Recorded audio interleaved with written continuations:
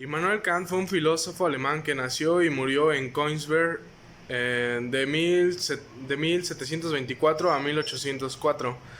Él trató de separar la razón pura de las que no eran tan puras.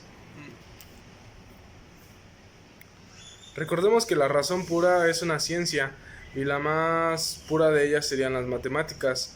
Am, una razón pura es la que trata de entender un fenómeno mediante el sentido empírico. Esto significa que trata de resolver un enigma am, teniendo la misma con la experiencia al realizar ese mismo fenómeno, y ya se podría llegar a una razón este, verdadera. La crítica de la razón pura es una crítica al método científico de aquel entonces, el cual se basaba en que primero hay que observar, luego hay que preguntar y ya después experimentar. Pero él decía que más que nada para llegar a una razón pura se debe de experimentar a posteriori.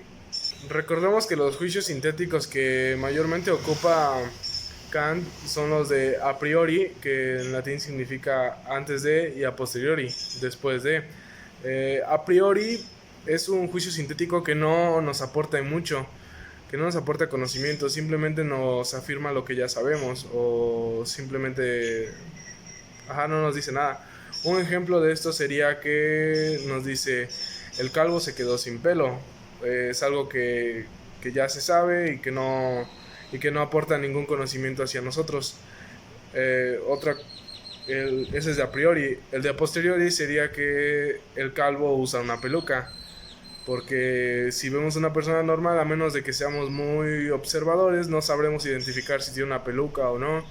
Y entonces, ya a la hora de que nos dicen, no, pues esa persona es calva y tiene una peluca, pues ahora sabemos y tenemos un conocimiento sobre ello, de que la persona no tiene cabello y que si le jalamos la melena se va a quedar calvo.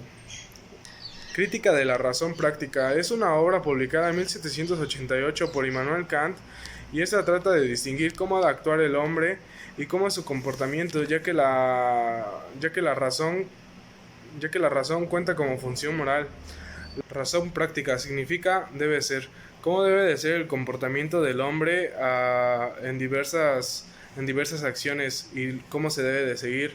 Se deben de tomar como autoritarios o como mandamientos.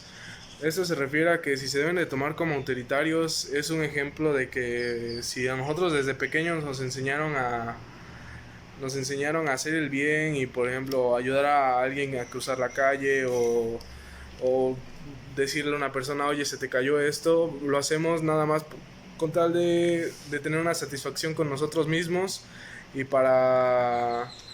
lo hacemos sin esperar nada a cambio. Y si lo hacemos como mandamientos, son aquellas personas que hacen favores o cualquier tipo de acciones buenas con tal de tener alguna recompensa y no simplemente por una, una recompensa monetaria, sino porque en la cultura popular se dice que si haces las cosas bien podrás, podrás subir al reino de los cielos y esas cosas. Entonces lo hacen, pero con la intención de tener siempre a cabo, al final, es una recompensa. La libertad es un concepto abstracto porque para lo que a mí es libertad, puede que para ti no sea libertad.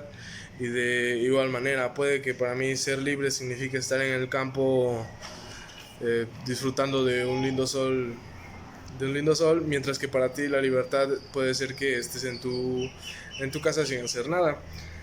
Todos percibimos la libertad de diferentes maneras, ya que somos personas con diferentes personalidades. Kant dice que existen dos mundos, el mundo numénico y el mundo fenoménicos. El mundo fenoménico es aquel en el que existen las leyes y, nos, y son las que nos rigen por medio de nuestros sentidos. El mundo nouménico es aquel en el que no estamos limitados por nuestros sentidos. Pero es aquí cuando uno se pregunta qué relación hay entre el mundo nouménico, el mundo fenoménico y la libertad.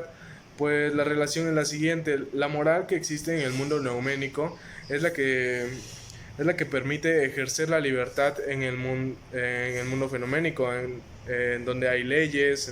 Recordemos que la libertad existe como condición de posibilidad de la moral.